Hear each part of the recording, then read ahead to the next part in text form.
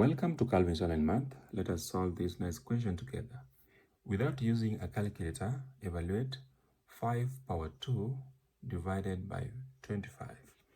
So the first thing to do is to express both of them to a common base. So we're going to have 5 power 2 divided by 25. Remember, 25 can be written as 5 power 2.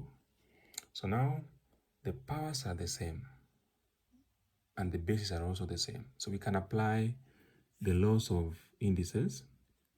Remember, when you have a power n divided by a power m, then that is the same as a power n minus m. So it means in this case, you're going to have 5 power 2 minus 2. So that is 5 power 0.